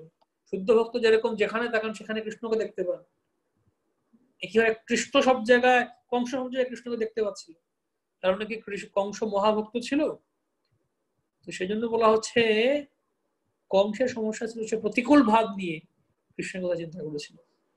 শিশুপাল সে এতবার কৃষ্ণের নাম নিয়েছে, নিন্দা করেছে কৃষ্ণকে, কৃষ্ণ একটা কি, কৃষ্ণ বাজে, কৃষ্ণ এই, কৃষ্ণ সেই, কৃষ্ণ বারবার কৃষ্ণ, কিন্তু কৃষ্ণকে নিন্দা করেছে। যদিও কৃষ্ণের নাম বারবার নিয়েছে, কিন্তু প্রতিকূল ভাব হওয়ায় তার ভক্তিটা হয়নি, শুদ্ধ ভক্তি হয়নি, উত্তম ভক্তি বা ভক্তি হয়নি। শুদ্ধ ভক্তি ইন্দ্রিয় তৃপ্তির প্রকৃত অভিলাষ থেকে মুক্ত। তো এই শ্লোকটা আচার্যরা বর্ণনা করছেন, এবং আপনাদের হ্যান্ডবুক আছে, ভক্তিশাস্ত্রী হ্যান্ডবুকে দেখুন, ভক্তিশাস্ত্রের হ্যান্ডবুকে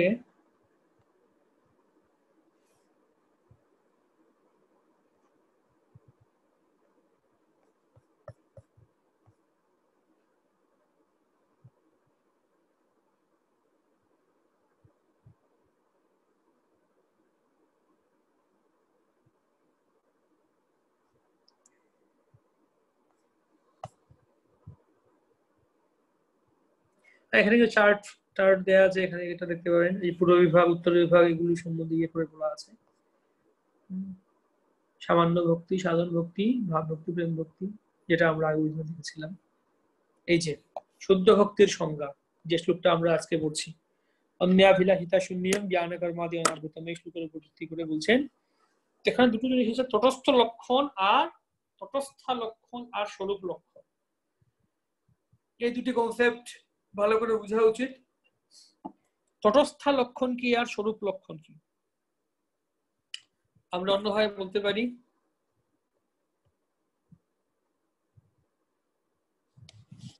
তটস্থা মানে হচ্ছে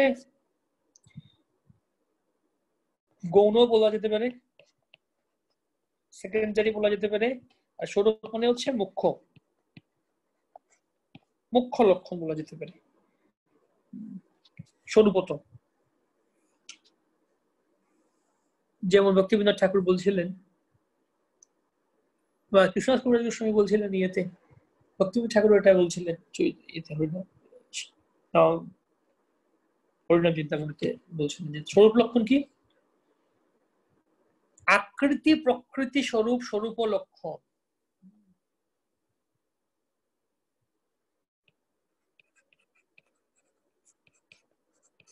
আকৃতি প্রকৃতি স্বরূপ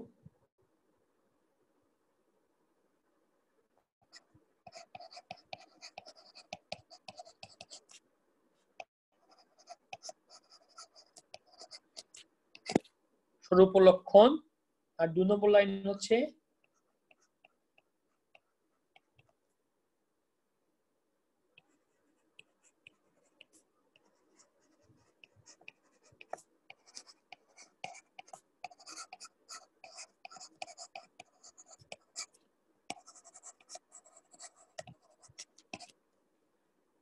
স্বরূপ লক্ষণটা কি?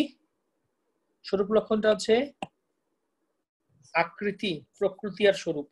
অর্থাৎ কোন একজন ব্যক্তির আকৃতি কিরকম, দেখতে কিরকম, তার প্রকৃতি কিরকম, তার স্বভাব বৈশিষ্ট্য কিরকম, তার স্বরূপটা কি, তার পরিচয় বা তার সেটার পরিচয় কি, এই সমস্ত কিছু হচ্ছে স্বরূপ লক্ষণ, মূল মুখ্য লক্ষণ। আর সে কি কার্য দ্বারা, সে কি কাজ করে, সেটা হচ্ছে তটস্থ লক্ষণ। উদাহরণস্বরূপ বলতে গেলে একজন ব্যক্তি মদন মোহন চ্যাটার্জি একজন ব্যক্তি, তো প্রথমত তার স্বরূপ লক্ষণ কি? তিনি একজন মানুষ, তিনি একজন পুরুষ, এবং তার দুটো হাত আছে, দুটো চোখ আছে, দুটা পা আছে, তার আকৃতি প্রকৃতি, এবং তিনি অন্নগত প্রাণ, তিনি খাবার গ্রহণ করেন, এগুলো হচ্ছে তার স্বরূপ লক্ষণ, মূল। তিনি মানুষ। স্বরূপ লক্ষণটা সরিয়ে নিলে তার তিনি আর মানুষ থাকবেন না। যদি এখন তার লক্ষণটা সরিয়ে নেওয়া হয়, অস্তিত্ব থাকবে না। তার দেহ আছে, আকৃতি, যদি আকৃতি সরিয়ে নেওয়া হয়, যে তার যদি দেহটা নষ্ট হয়ে যায়, তো তার অস্তিত্ব থাকবে না। তো এই অস্তিত্বগুলি তিনি জন্মের সময় থেকে নিয়ে এসেছেন, আকৃতি প্রকৃতি স্বরূপ স্বরূপ লক্ষণ। কিন্তু সেই মদন মোহন চ্যাটার্জি তিনি একজন ডাক্তার, আরেকটা পরিচয় হচ্ছে তিনি একজন ডাক্তার। তো ডাক্তার পরিচয়টা তার যথেষ্ট লক্ষণ, কিন্তু ডাক্তার পরিচয়টা তিনি জন্মের সময় ডাক্তার হয়ে জন্ম হয়নি। জন্মের সময়ই সবকে বলেন যে না এ হচ্ছে ডাক্তার, না। তাকে হয়তো সবাই মদন মদন বলে ডাকতো, তার পরিবারের লোকেরা হয়তো তাকে আর বিভিন্ন নামে ডাকতো, বা তাকে হয়তো তার বন্ধুরা তাকে নিয়ে খেলা করতো বা তাকে নিয়ে মজা করতো। কিন্তু কেউ ভাবতে পারে যে একদিন বড় হয়ে এত বড় ডাক্তার হবে, বিজ্ঞানী হবে। পরবর্তীতে সে ডাক্তার হয়ে গেল, বিজ্ঞানী হলো। তো এটা পরবর্তীতে হয়েছে, কার্য দ্বারা জ্ঞান, এটা গৌণ। পরবর্তীতে এই ইয়েটা এসছে। প্রথমত হচ্ছে আকৃতি প্রকৃতি স্বরূপ, এটা হচ্ছে মূল স্বরূপ লক্ষণ। কার্য দ্বারা জ্ঞান এই তটস্থ লক্ষণ। কিভাবে এখানে যে আমরা দেখলাম শুদ্ধ ভক্তির সংজ্ঞা, অন্যাভিলাষিতা শূন্যম জ্ঞান কর্মাদি অনাবৃতম, এই শ্লোকে 5টি বিষয় বলা আছে, ভক্তির 5টি লক্ষণ, 5টি কথা। তার মধ্যে দুটো তটস্থ লক্ষণ, স্বরূপ লক্ষণ, এই দুটি লক্ষণের মধ্যে 5টি বিষয়কে ভাগ করা হয়েছে। ক খ, এখানে ক খ গ, দুটি তটস্থ লক্ষণ আর 3টি স্বরূপ লক্ষণ, মোট 5টি লক্ষণ। অন্য অভিলাষিতা শূন্যম, অন্য বাসনা শূন্য, অন্য সমস্ত বাসনা থেকে শূন্য হয়ে, জ্ঞান কর্ম আদি অনাবৃতম, এবং জ্ঞান বলতে অদ্বৈতবাদ জ্ঞান, নির্বিশেষ জ্ঞানের কথা বলা হয়েছে, কর্ম সকাম কর্ম, এগুলির দ্বারা এগুলো আবৃত করবে না ভক্তিকে। জ্ঞান কর্ম আদি অনাবৃতম, তারপর স্বরূপ লক্ষণ, অর্থাৎ এগুলো স্বরূপ লক্ষণটা দেখি আমরা আগে। তাহলে স্বরূপ লক্ষণ হচ্ছে আনুকূল্য, অর্থাৎ যদি আনুকূল্য না হয়, অনুকূল না হয়, তাহলে ভক্তি হবে না। এটা আপনি যত কংসের মতো হয়তো 24 ঘন্টা কৃষ্ণ ভাবনা থাকতে পারে, কিন্তু যদি অনুকূল না হয় তাহলে এটা ভক্তি না। একটা কথা হচ্ছে অনুকূল ভাবে হতে হবে, প্রথম শর্ত, অবশ্য মানে must, it must be Anukul, favourable. দ্বিতীয়টি হচ্ছে এটা কৃষ্ণের প্রতি ভক্তি হতে হবে, অন্য দেবতার প্রতি হলে হবে না। আপনি অনুকূল ভাব নিয়ে দুর্গা কালী শিব অন্য দেবতার পুজো করছেন, তাহলে সেটা শুদ্ধ ভক্তি এখানে এই সংজ্ঞার হিসেবে হবে না। এটা কৃষ্ণের কাছে, কৃষ্ণ বা অন্যান্য অবতারগণ হতে পারেন, হয়তো রাম, নৃসিংহ, বরাহ, অন্যান্য যারা বিষ্ণু থাকতে পারে, কৃষ্ণের ব্যবহারকারী, কৃষ্ণের ব্যবহারী উপকরণাদি তদীয় আরাধনা নাম সর্বেশাম বিষ্ণুরাধনাম পরম তস্মাৎ পরতরম দেবী তদীয়ানাম সমর্চনম। তো এরকম কৃষ্ণ বা তার যে তদীয় যা আছে, তার ভক্তরা আছে, তাদের প্রতি ভক্তিও হতে পারে। তারপর অনুশীলন করতে হবে, অর্থাৎ অনবরত কার্যকলাপ, পূর্বতন আচার্যদের প্রদান অনুসরণ করে সেবা, এটা অনুশীলনটা দেখবো। আর আমরা এটা সক্রিয়তা, এমন না যে ঠিক আছে আমি কৃষ্ণকে ভগবান রূপে মানি, বাস বসে থাকলাম, কৃষ্ণ কৃষ্ণের জায়গায় আছেন, আমি আমার জায়গায় আছি, আমি আমার দিন যাচ্ছে, বাস। রিসেন্টলি আমি একটা ভিডিও যেটা করেছিলাম যে ভক্তদেরকে করোনা ভাইরাস হবে কিনা, হ্যাঁ দেখাচ্ছিলাম ভক্ত ভক্তের মধ্যে পার্থক্য, উদাহরণ দিয়ে কাঁচা লঙ্কা দিয়ে বা উদাহরণ। অনেকে এই প্রশ্ন করছে, এখানে লিখছে যে আপনি ভক্ত অভক্তের মধ্যে কি বুঝেন, ভক্তকে অভক্তকে, সবাই তো ভক্ত, কাকে আপনি অভক্ত বলবেন? ভক্ত অভক্তের মধ্যে পার্থক্য কিভাবে নিরূপণ করছেন আপনি? তো সাধারণ লোকের কাছে ভক্ত অভক্তের মধ্যে কোনো পার্থক্য নেই, কিন্তু আমরা ভক্ত অভক্তের পার্থক্য করছি। কেননা ভক্ত মানে যে সক্রিয় অ্যাক্টিভলি অনুশীলন করছে ভক্তি, সে হচ্ছে ভক্ত। আর যে মনে করেন ঠিক আছে কৃষ্ণ ভগবান, হয়তো মনে করতে পারে কৃষ্ণ ভগবান, কিন্তু সে ভগবানের ভক্তিতে যুক্ত না, অ্যাক্টিভলি, সে ভক্ত না, এই সংজ্ঞা অনুযায়ী সে ভক্ত না। শান্তরসে হতে পারে, থাকতে পারে সে, সেটাও শান্তরসটাও হচ্ছে উন্নত, সেখানেও বলা হচ্ছে কৃষ্ণ বিনা তৃষ্ণা ত্যাগ, জাগতিক কৃষ্ণ ত্যাগ করবে, ওই রসটাও আমরা এখানে বিচার করছি না। এক কথায় এখানকার বিচারে যে সক্রিয়ভাবে কৃষ্ণের সেবা করছে, কৃষ্ণের নাম জপ করছে, কৃষ্ণের সম্বন্ধে গ্রন্থ শাস্ত্র গীতা ভাগবত পাঠ করছে, কৃষ্ণের অর্থাৎ কৃষ্ণের বিগ্রহ সেবা করছে, ভোগ নিবেদন করছে, কৃষ্ণের নাম কীর্তন করছে, নাম জপ করছে, সে হচ্ছে কৃষ্ণ ভক্তের সঙ্গ করছে, কৃষ্ণ ধামে যাচ্ছে, ধাম যাত্রা করছে, অর্থাৎ ভক্তির যে 64 অঙ্গের কথা বলা হচ্ছে, সে কিছু না কিছু করছে, সে হচ্ছে ভক্ত, তাকে আমরা ভক্ত বিচার করব। হয়তো বেশি করছে, কম করছে, কিন্তু কিছু না কিছু তাকে ভক্ত বলবো। কিন্তু যে একদম কিছু করছে না তাকে আমরা ভক্ত বলবো না। হ্যাঁ, সেও কৃষ্ণের স্বরূপ, জীবের স্বরূপ কৃষ্ণ, তারও হচ্ছে কৃষ্ণের স্বরূপ, আত্মারা কৃষ্ণের স্বরূপ, কিন্তু তাকে আমরা ভক্ত বলবো না, কেননা সে সক্রিয়ভাবে যুক্ত না ভক্তিতে। আর এই অনুশীলন বলতে সক্রিয়তা বোঝানো হচ্ছে, অর্থাৎ কিছু করা, যেমন যাকে বলা হয় আমি তোমাকে ভালোবাসি, ঠিক আছে আমি কথা কম্বল নিয়ে ঘুমাচ্ছি, তুমি তোমার জায়গায় আছো, আমি আমার জায়গায় আছি, তোমাকে ভালোবাসি, কি ভালোবাসা মানে সাধারণত এই ধরনের কোটেশন গুলি তো ঘুরে বেড়ায়, মোটিভেশনাল স্পিকাররা এগুলোই বলেন, love means to do something, love means প্রেম মানে কি, ভালোবাসা মানে কি, যাকে ভালোবাসেন তার জন্য কিছু করা।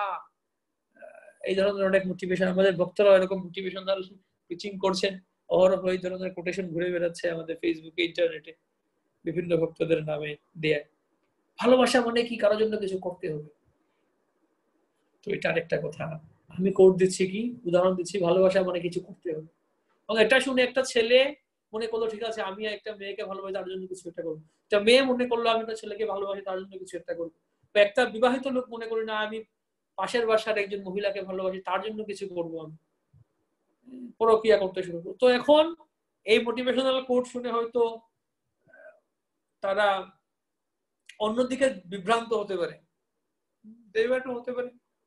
তাই কৃষ্ণ ভক্ত প্রচারকেরা এরকম বলবেন না ভালোবাসা মানে কিছু, ভালোবাসা মানে কৃষ্ণের জন্য কিছু করা, প্রেম মানে হচ্ছে কৃষ্ণের জন্য কোনো কিছু করা, এটা হচ্ছে প্রেম। আর যদি এই জড়জগতে কারোর জন্য কিছু করতে হয় সেটা হচ্ছে কাম, এই জিনিসটা ক্লিয়ার করে বলতে হবে, তবেই ঠিক। আর না হলে হয়তো আমি বললাম ভালোবাসা মানে প্রেম মানে কারোর জন্য কোনো কিছু করা, তো এটা শুনে হয়তো কেউ জাগতিক স্ত্রী পুরুষের মধ্যে প্রেম এর প্রতি উৎসাহিত হয়ে গেল, তাহলে আমি তাকে নেগেটিভলি ডিমোটিভেটেড করলাম, ভুল প্রচলিত করলাম তাকে। যাই হোক, আলাদা টপিক। তো ভালোবাসা মানে, হ্যাঁ যদি এরকম বলি ভালোবাসা মানে কিছু করা, হ্যাঁ কৃষ্ণের জন্য কিছু করা, অনুশীলন, মানসিক তো কি করা যায় দেখবো আমরা। 3 ভাবে করা আছে অনুশীলনটাকে 3 ভাগে ভাগ করেছেন। একটা হচ্ছে কায়, মনো আর বাক্য। শরীর দিয়ে কিছু করা, দৈহিকভাবে কিছু করা, মানসিকভাবে কিছু করা, বাক্য দিয়ে কিছু করা, কায় মনো বাক্যের দ্বারা কিছু করা, এটা হচ্ছে অনুশীলন। আর এদিকে কৃষ্ণ বলতে তো অনুশীলন বলতে 3টা ফিচার আছে। প্রথমত আনুকূল্য ভাবে একটা আছে মুখ্য, তো এখানে এই বিষয়টা আসলে এটা আপনাদের ইয়েতে আছে, এই ওপেন বুকে আছে। ওপেন বুকে দেখুন এটা কিন্তু আছে এই প্রশ্নটা, এবং এটা লিখতেই হবে সবাইকে, এই বিষয়টা ক্লিয়ার করে লিখতে হবে।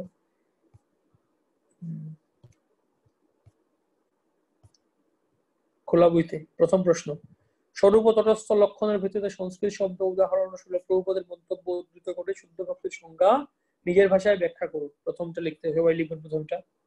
প্রথমটা বাধ্যতামূলক, আবশ্যক, সবাইকে অবশ্যই লিখতে হবে এটা।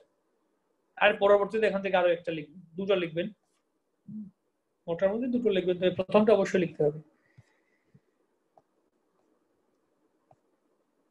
আর এই যে এই 4টা শ্লোক মুখস্থের এখানে আছে, এটা একটা অন্নাবিলাসিতা শূন্যম, এটা একটা আছে সর্ববাদী বিনির্মুক্তম, এটা ওই ইয়েতেই আছে, এটা আছে।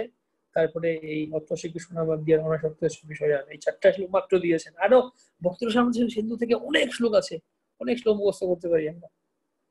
হ্যাঁ, এখান থেকে 4টাই দিয়েছেন, 4টাই শিখুন।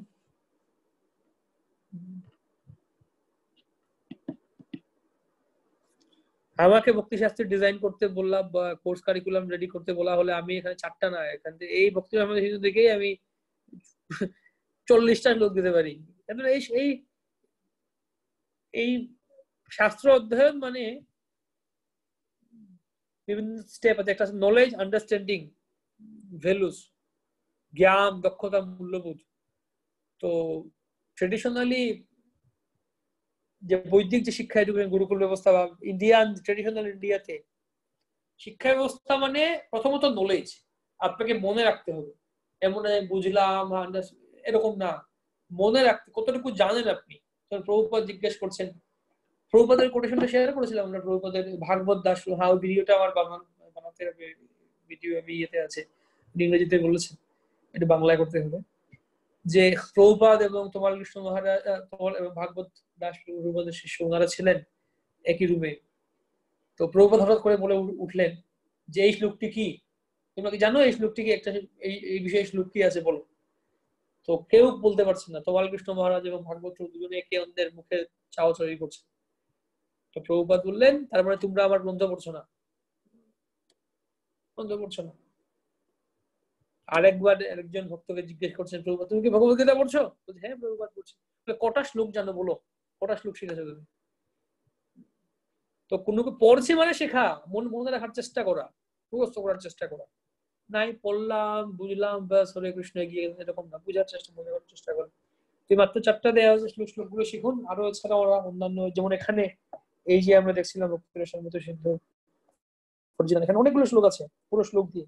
এই যে শ্লোকগুলি রেফারেন্স আমরা পরবর্তীতে দেখতে পাবো, রূপ গোস্বামী বা শুধুমাত্র রেফারেন্স বলবেন, হ্যাঁ, এবং শ্লোকগুলি বলবেন। তো প্রভুপাদ অনুবাদ গুলো দিবেন, এই শ্লোকগুলোর অনুবাদ দিবেন তার ইয়েতে, তার ভক্তিরসামৃত সিন্ধুতে, মূল শ্লোকগুলো দিচ্ছেন না। কিন্তু আমরা চাইলে মূল শ্লোকগুলি শেখার চেষ্টা করতে পারি। গুরুত্বপূর্ণ শ্লোক, এটা একটা শ্লোকের বই হিসেবে নেওয়া যেতে পারে, অনেকগুলি অত্যন্ত সুন্দর গুরুত্বপূর্ণ শ্লোক আছে। এক ভক্তিরসামৃত সিন্ধুতে যা শ্লোক দেয়া আছে না, ওখান থেকে যদি আমরা ইম্পর্টেন্ট শ্লোকগুলি শেখা শুরু করি, এটাই অনেক যথেষ্ট। কেননা এখানে যত গুরুত্বপূর্ণ শ্লোক আছে, উপগোস্বামী বা সেই ভক্তি সম্বন্ধে গুরুত্বপূর্ণ শ্লোকগুলি এখানে তিনি উদ্ধৃত করে দিচ্ছেন। ঠিক আছে, তো এই যে বিষয় দেখছিলাম আমরা, প্রথমত আনুকূল্যান্ড বলতে এটা অনুকূল ভাবে উদাহরণ দিচ্ছেন, আমরা দেখবো মাতা যশোদা আর কংস তাদের উদাহরণ দিচ্ছেন। তারপরে কৃষ্ণের সেবা করা, কৃষ্ণ সেবা করা বলতে 3টি বিষয় আছে। একমাত্র কৃষ্ণ ভক্তি মানে 3টি বিষয় মানে কি, কৃষ্ণ এবং অবতারগণেরা আছেন, এবং কৃষ্ণের তদীয় ব্যবহারকারী উপকরণাদি, এবং কৃষ্ণের ভক্তগণ। এই তিনটি বিষয়। আর অনুশীলন, তারপর কার্যকলাপ, সেখানেও তিনটি আছে, কায়িক, কায়, মনোবাক্য। তো কায়িক কার্য কিরকম, মানসিক কার্য কিরকম, বা কায়িক সেবা, মানসিক সেবা, আর বাচিক বাক্যের সেবা কিরকম, সেটা আমরা প্রভুপাদ ও ব্যাখ্যা করেছেন, দেখবো আমরা সেখানে।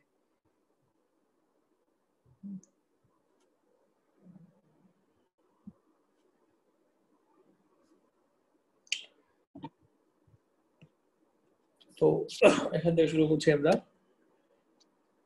শুদ্ধ ভক্তি ইন্দ্রিয় তৃপ্তির প্রাকৃত অভিলাষ থেকে সম্পূর্ণ মুক্ত। এটা ইন্দ্রিয় তৃপ্তির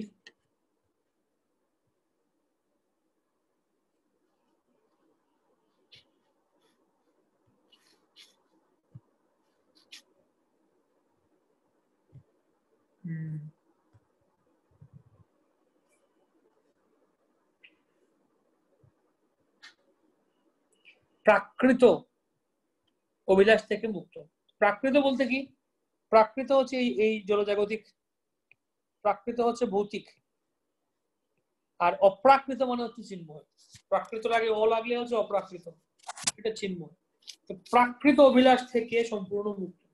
অনেক সময় আমাদের ভক্তরা এখন বাংলাও সহজ বাংলাও বুঝে না, বাংলা ভাষা, এই জন্য বাংলাও ভালো করে আমাদের ভক্তি জাদু মহারাজ ক্লাস দিচ্ছিলেন এখানে কত বছর মনে আগে, বসে কি ব্যাপার, সহজ বাংলা বুঝতে পারছি না।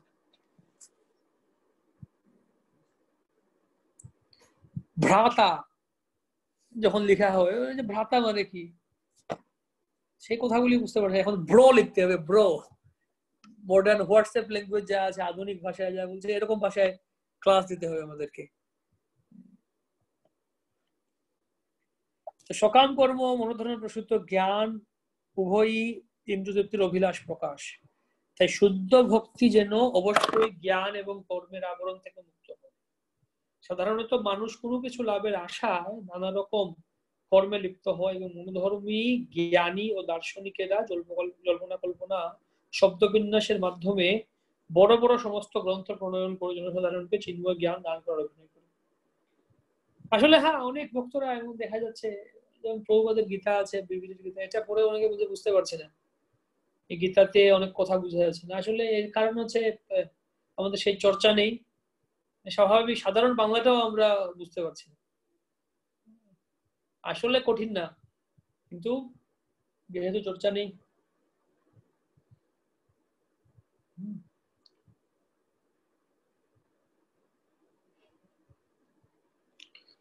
জল্পনা কল্পনা শব্দ বিন্যাসের মাধ্যমে তারা অনেক কিছু করে থাকে। শুদ্ধ ভক্তি এই সমস্ত জল্পনা কল্পনা থেকে মুক্ত। হ্যাঁ, ভক্তিতে কিছু জ্ঞান চাই এবং কর্ম করতে হবে আমাদের, কিন্তু ভক্তিটা এগুলির অধীনে না, এগুলি থেকে মুক্ত, ঊর্ধ্বে। শুদ্ধ ভক্তি অবশ্যই এই সমস্ত সকাম কর্মে মনোজন্ম প্রসূত দার্শনিক জ্ঞান থেকে মুক্ত, যেগুলি থেকে মুক্ত। তারপরে এই অনুশীলন সম্বন্ধে বলা শুরু করেছেন।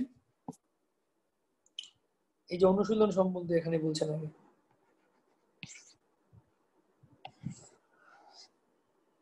একরকম সক্রিয় সেবা।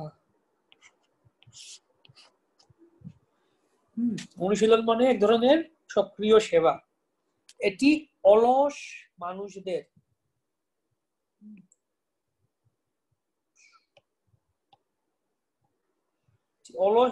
বা মৌন ধ্যানের নিষ্ক্রিয়তা নয়, নিষ্ক্রিয় বসে আছি বাস, আমি তো ভক্তি করছি, আমি মনে মনে মনে মনে ভগবানকে ডাকলেই তো হয়, হাতে মালা নিয়ে মালা জপ করা, এগুলোর কি প্রয়োজন আছে? মনে মনে করলেই তো হয় না। সেবা, সক্রিয় সেবা, সেটা করতে হবে।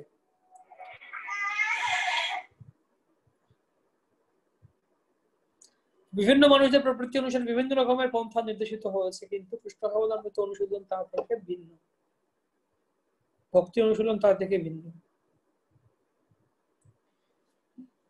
অনেক যারা বলতে আমি ধ্যান করব, মৌন হয়ে আমি বসে থাকবো, কোনো কাজ করব না, কোনো কর্ম করব না, এতেই হবে। কিন্তু ভক্তি অনুশীলনটা সেরকম না, সক্রিয় সেবা, অ্যাক্টিভ, ডু সামথিং। তো প্রথমত সব রকম কাজকে দুটি ভাগে ভাগ করা হচ্ছে। একটা হচ্ছে প্রবৃত্তি আর একটা হচ্ছে নিবৃত্তি। নিবৃত্তির অনেক উদাহরণ দিচ্ছেন, এটা মনে প্রশ্ন আছে আপনাদের ক্লোজ বুকে, মনে প্রবৃত্তি আর নিবৃত্তি কি। নিবৃত্তি হচ্ছে কি, যেমন রোগীকে ঔষধ খেতে হবে, তার ফলে রোগীর প্রতিকূলতা দূর হয়, খুব সাবধানে ওষুধ খেতে হয়।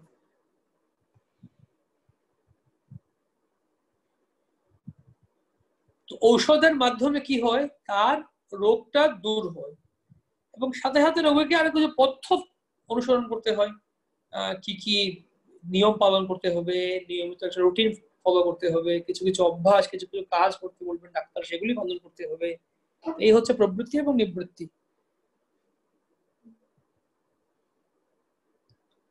তো যারা ভক্তি করেন তারা সকলে সক্রিয়। এই ধরনের কাজ শরীর অথবা মনের দ্বারা সাধিত হতে পারে। চিন্তা, অনুভব, ইচ্ছা এগুলি হচ্ছে ক্রিয়া। কোনো কিছু করার সংকল্প করার পর স্থূল শারীরিক অঙ্গে সেই ক্রিয়া প্রত্যক্ষ হয়। সেই জন্য আমাদের মানসিক ক্রিয়া দ্বারা সবসময় চিন্তা করার চেষ্টা করা উচিত, কিভাবে পূর্বতন আচার্যদের পদাঙ্ক অনুসরণ করে শ্রীকৃষ্ণকে সন্তুষ্ট করা যায় সেটা চিন্তা করা উচিত।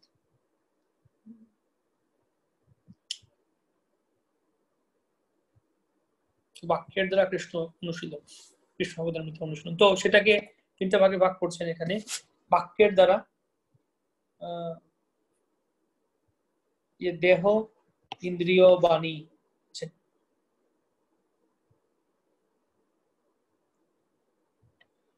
এই যে এখান থেকে মন, মানসিক, প্রথমত মানসিক সেবা কি,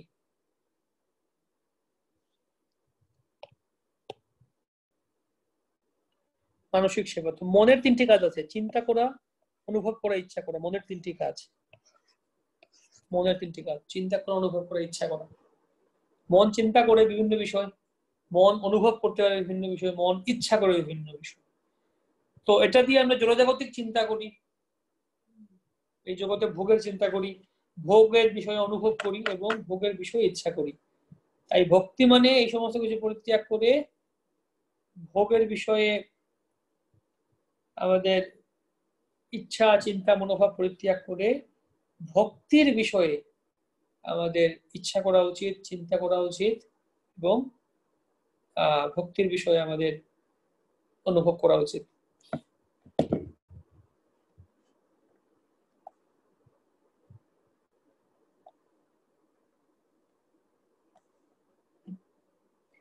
তো মানসিকভাবে ভগবানের সেবা করা যেতে পারে, তারপর দৈহিকভাবে ভগবানের সেবা করা যেতে পারে। আমরা ভগবানের বিগ্রহ সেবা করছি, ভগবানের মন্দিরে মন্দির মার্জন করা, রান্না করা, ভক্তদের সেবা করা, এই সমস্ত কিছু দৈহিকভাবে সেবা করছি আমরা।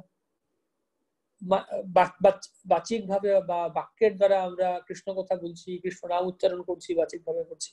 ইন্দ্রিয় দিয়ে আমরা কৃষ্ণের কথা শ্রবণ করছি, কান দিয়ে, চোখ দিয়ে ভগবানকে দেখছি, জিভ দিয়ে আস্বাদন করছি,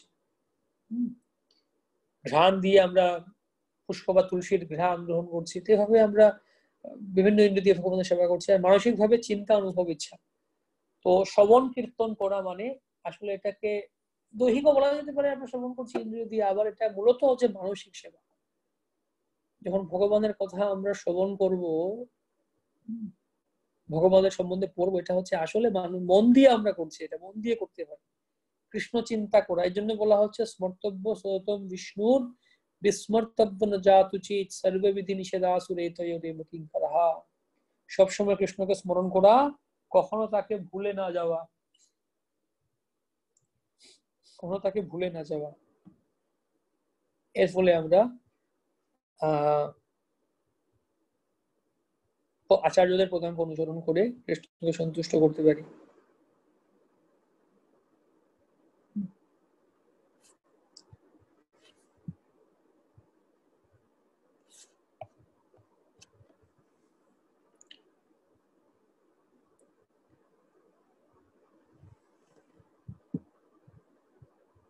তো কুরুক্ষেত্রে যেভাবে ভগবান অর্জুনকে তার গীতা শুনিয়েছিলেন, বৃন্দাবনের বা তার ভক্তদের সঙ্গে যেভাবে লীলাবিলাস করেছিলেন, এইভাবে সর্বদাই ভগবানের কার্যকলাপ ও লীলাবিলাস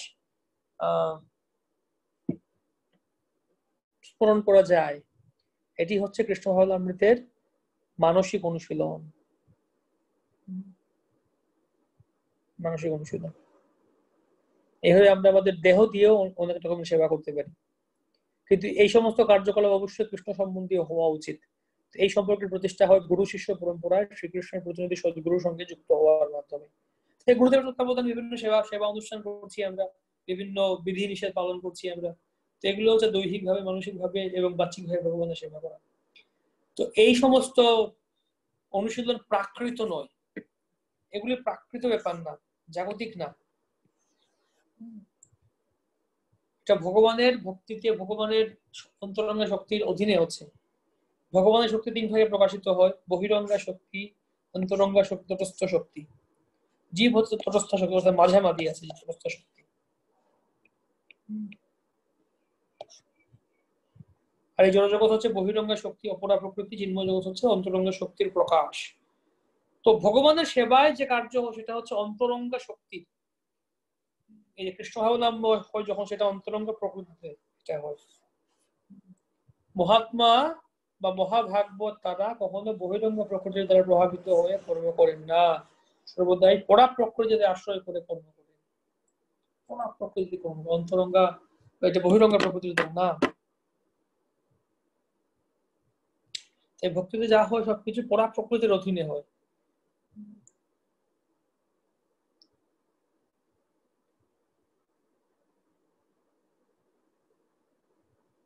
যেমন আমরা খাবার খাই, একজন লোক খাবার খাচ্ছে, সে এটা খাচ্ছে জোড়া প্রকৃতির অধীনে, খেতে হবে খাচ্ছে, তার দ্বারা সে আরো মায়ার বন্ধনে আবদ্ধ। সে হয়তো আমিষ আহার করছে, মাছ মাংস খাচ্ছে, মায়ার আরো বেশি পাপ করছে, বন্ধনে আবদ্ধ হচ্ছে। বা হয়তো সে শাকাহারী হোক, নিরামিষই আহার করছে, তাতেও সে পাপ কর্ম করছে, পশু প্রাণী হত্যা, জীব হত্যা করছে, গাছপালা কাটছে। তাই এবং সে এটা তাকে তার জোড়া প্রকৃতি বা তার দেহের একটা ফাংশন হচ্ছে আহার করা, সে আহার করছে। তাই সাধারণ একজন অভক্ত যখন আহার করে, সে জোড়া প্রকৃতির অধীনে আহার করে। কিন্তু একজন শুদ্ধ ভক্ত, তিনি যখন খাবার খাচ্ছেন, তিনি এটা পরা প্রকৃতির অধীনে, চিন্ময় প্রকৃতির অধীনে আহার করছেন। কেন? কারণ তিনি যে আহার করছেন এটা ভগবানের প্রসাদ জ্ঞান করে আহার করছেন, কৃষ্ণের প্রসাদ। প্রভু কহে ওইছে প্রসাদ কৃষ্ণই আস্বাদ দিল, কৃষ্ণ আস্বাদন করছেন সেই প্রসাদ, সেরকম মনোভাব নিয়ে। এবং তার ফলে এটা সরাসরি অপ্রাকৃত কৃপা লাভ করছেন এবং এটি অন্তরঙ্গ প্রকৃতির অধীনে হচ্ছে। একজন সাধারণ লোক ঘুমাচ্ছে, এটা জোড়া প্রকৃতির অধীনে হচ্ছে।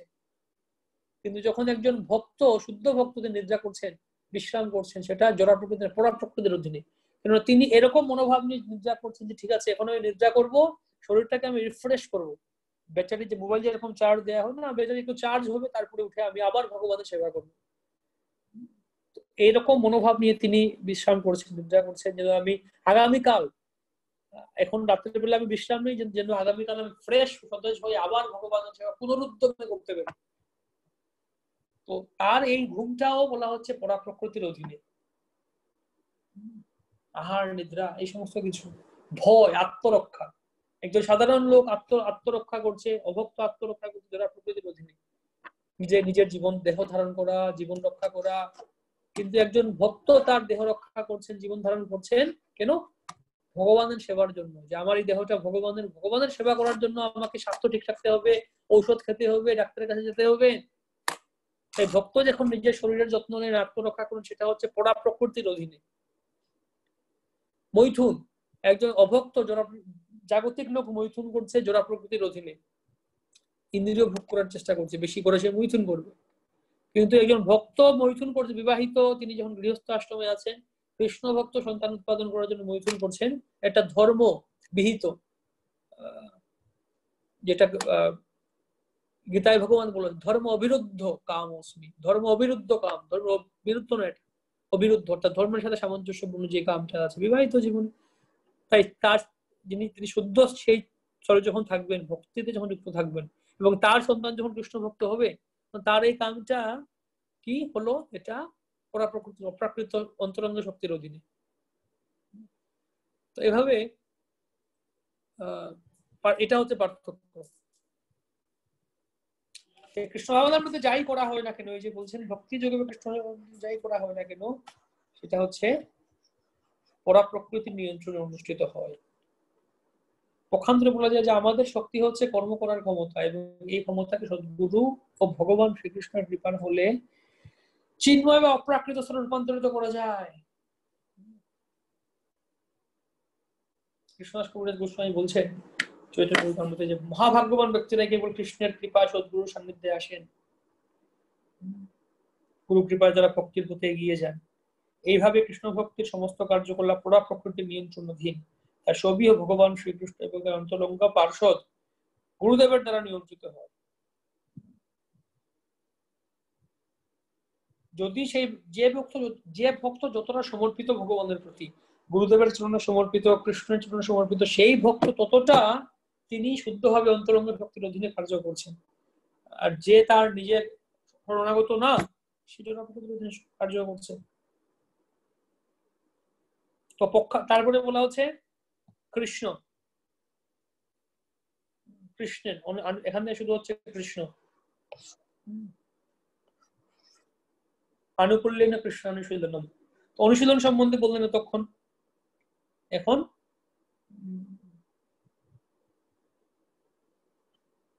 কৃষ্ণ সম্বন্ধে বলছে। তো আমরা কৃষ্ণ সম্বন্ধে দেখবো পরবর্তী ক্লাসে। আচ্ছা, আমি ভাবছিলাম আমরা যেহেতু এখন লকডাউন আছে, আমরা কি ডাবল ক্লাস করতে পারি? বিকালবেলা একটা সেশন যদি করে নিই, তাহলে আমি সকালবেলা একসাথে লম্বা সেশন না করে অনলাইন ক্লাসটা আসলে একটু, এটা শুধুমাত্র ইন্টারাকশন কম, তো এখানে অনলাইন ক্লাসটা একটু অনেক হার্ড ওয়ার্কিং বা অনেক টায়ারিং, তাই আমি লম্বা ক্লাস না করে ভাবছি 1.5 ঘন্টা বা এরকম ক্লাস করবো সকালে, বিকালে 1 ঘন্টা, সোয়া ঘন্টা বা 1.5 ঘন্টা এরকম ক্লাস করলাম, আর বিকালে হয়তো আরো 1 থেকে সোয়া ঘন্টা বা 1.5 ঘন্টা এরকম ক্লাস করলাম। তাহলে আমরা কি বিকালে ক্লাস করতে পারি? আজকে বিকালে যদি ক্লাস করি আমরা 4টা থেকে 5:30, বা 4:30 থেকে 6টা, সেরকম একটা সময় ক্লাস যদি করি আমরা, 1.5 ঘন্টা সময়। সবাই জানাবেন, টেলিগ্রামে আমাদের গ্রুপে লিখে জানাবেন। যদি সমস্যা না থাকে তাহলে আমরা বিকালবেলা 4:30 থেকে ক্লাস করতে পারি। 4:30 থেকে 5:30 বা 6টা 5:45 সেরকম টাইম মতো ক্লাস করতে পারি। তাহলে আমরা মোটামুটি এই কদিনের মধ্যে এই ইউনিটটা জাস্ট শেষ করি। কেননা আমি ভাবছি যদি এই ইউনিটটা শেষ করে ফেলি এই কদিন, তাহলে আমি এরপরে আমার এখানে এমআইতে যে ভক্তি শাস্ত্রী হচ্ছে মায়াপুর ইনস্টিটিউট ক্যাম্পাসে মায়াপুরে, এখানে আমাকে পরবর্তী 3 নম্বর ইউনিট পড়াতে হবে গীতার, যা 27 তারিখ থেকে শুরু হবে। 27 তারিখ থেকে 3 নম্বর ইউনিট শুরু হবে এখানকার ভক্তদের জন্য। তো আপনাদের যেহেতু 3 নম্বর ইউনিটে 2টা অধ্যায় হয়ে গিয়েছে, এই প্রথম এদের 2টা অধ্যায় শেষ করতে না হয় 4টা ক্লাস নিলাম আমি, 4 দিন নিলাম। 27 তারিখ শুরু হলো, 27, 28, 29, 30, অর্থাৎ এই মাসটা গেল। তাহলে 1 তারিখ থেকে আমি 15 অধ্যায় থেকে শুরু করব। তখন আমি আপনাদেরও ওদেরকেও ওনাদেরকেও একসাথে করে নিতে পারি। তখন একসাথে 2টা পিএইচডি ক্লাস হয়ে গেল, এবং আপনারা অনলাইনে অ্যাটেন্ড করলে ওনারা লাইভ সামনে থাকলেন, আমরা তাহলে 2টা ক্লাস একসাথে হয়ে গেল, কমপ্লিট হলো। তাহলে এই লকডাউনের মধ্যে, লকডাউন 3 তারিখ পর্যন্ত যদিও বলেছে, এরপরে বাড়াবে কিনা জানি না, না বাড়ালেও কি আর করা, বাড়ালে আর কি করা, তাহলে তো আর হবে, আর না হলেও আমরা এই কদিনের মধ্যে শেষ করে ফেলতে পারি।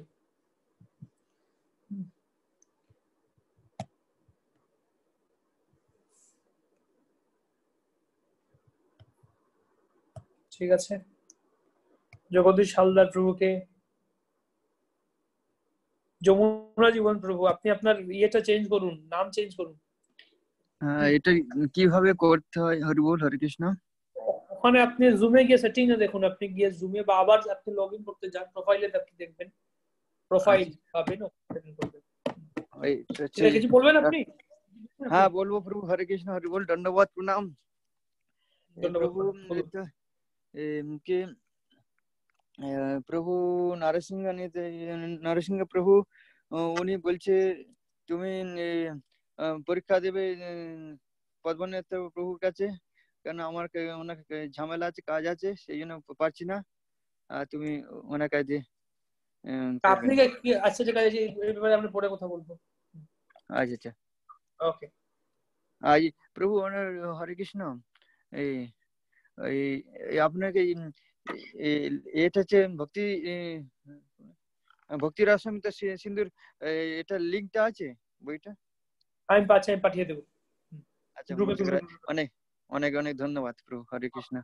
ওকে ওকে ধন্যবাদ। তাহলে ওকে অনেকে বলছেন 4টার সময় করা যেতে পারে, ঠিক আছে 4টার সময় হ্যাঁ আমরা হ্যাঁ 4টে হ্যাঁ করতে পারেন।